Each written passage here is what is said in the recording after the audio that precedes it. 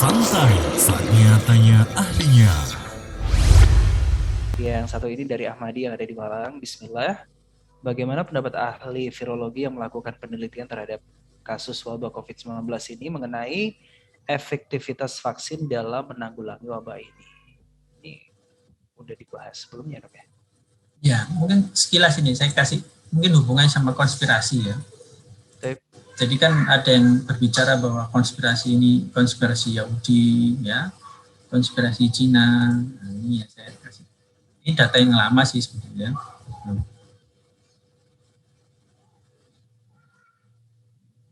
Konspirasi Yahudi dulu ya.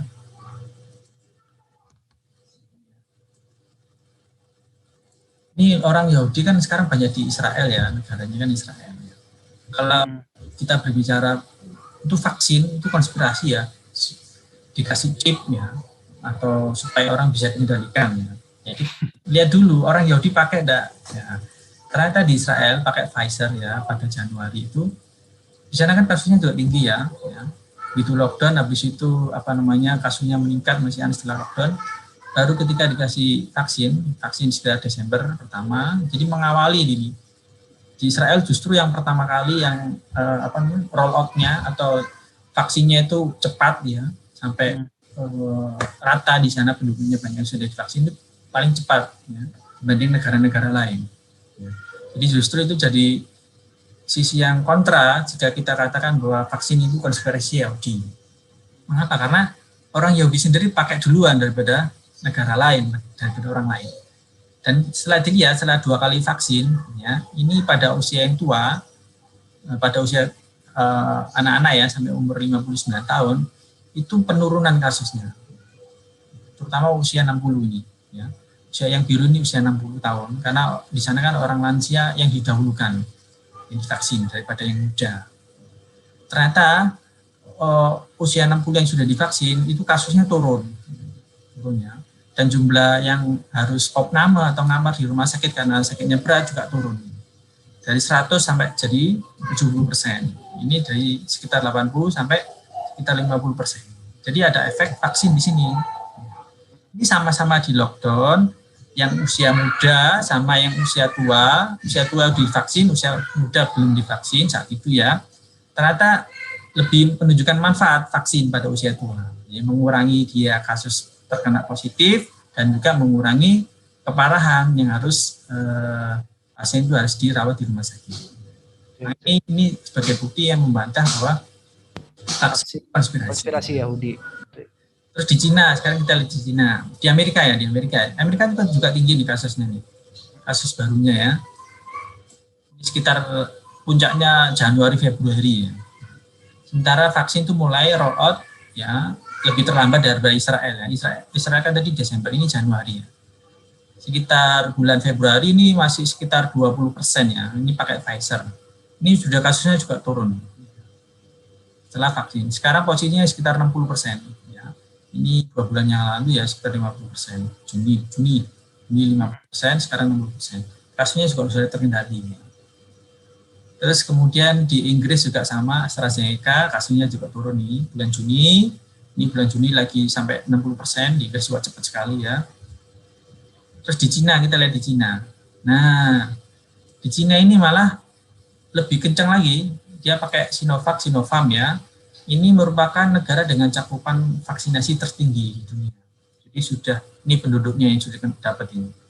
Cina kan penduduknya padat ya, jadi meskipun baru sekitar 30-40%, ya, tapi dia totalnya paling tinggi seluruh dunia. Kasusnya rendah sekali. Itu baru 30-40% ya dok ya? Ya, 30-40% ya. Tapi kan penduduknya banyak kan di sana ya. Jadi mungkin yang didahulukan yang di kota-kota besar, mungkin yang populasinya padat ya. Orang di pedesaan mungkin belum rata ya. Tapi sudah mampu memberikan sumbangsi pengendalian wabah. Ya tentu saja dengan lockdown juga sama ya, dengan restriksi ya. Itu di Cina selesai restriksi terus divaksin ya, itu kan orang sudah lepas masker di sana ya, ada video-videonya kan lepas masker sana.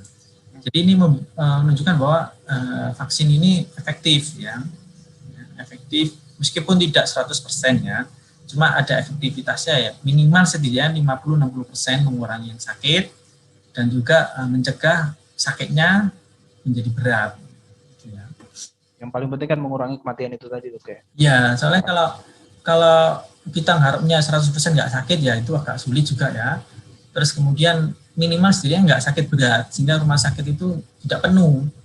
Kalau rumah sakit tidak penuh, layanan itu lebih optimal ya. Pasiennya itu lebih bisa ditangani dengan baik ya. Tidak kewalahan rumah sakit. Kalau sekarang kan sampai ngemper-ngemper ya di selasar, di lorong itu sampai dibuat jadi bangsal ya, bangsal COVID. Jadi di rumah sakit itu sudah masuk UGD aja ngantri sampai ke parkiran. Kadang ada yang dapat oksigen, ada yang tidak dapat. Ya. Itu akhirnya yang harusnya kalau ada oksigen, harusnya kalau ada kamar, itu yang sedang, yang sakitnya sedang itu bisa selamat. Sekarang nggak bisa selamat. Kalau dulu kan yang berat banyak nggak selamat. Kalau sekarang sedang itu juga banyak nggak selamat. Karena terapinya terus kemudian perawatannya nggak sempurna karena sudah overload ya. Oksigen susah, obat juga susah, harus dibagi dengan banyak orang ya. Jadi kondisinya seperti itu. Yang sedang akhirnya jadi berat dan meninggal. Makanya sekarang kita banyak temui kasus yang meninggal di rumah banyak ya, karena sudah overload di rumah sakit. Betul. Jadi ini merupakan data yang antum tadi tunjukkan itu bantahan ya dok ya, bantahan kepada orang-orang yang vaksinnya tadi konspirasi Yahudi, ternyata orang Yahudi pakai. Terus konspirasi orang kafir, Inggris sama Amerika pakai juga malahan. Terus konspirasi komunis, Cina juga pakai juga gitu kan. Berarti ya udah kebantah semua dok ya. Iya, jadi ya kita nggak usah mikir konspirasi ya, betul apa enggak? Nyatanya, buktinya salah satu caranya vaksin ini banyak berhasil di luar negeri, yang di negeri-negeri yang dituduh sebagai sumber konspirasi. Oke.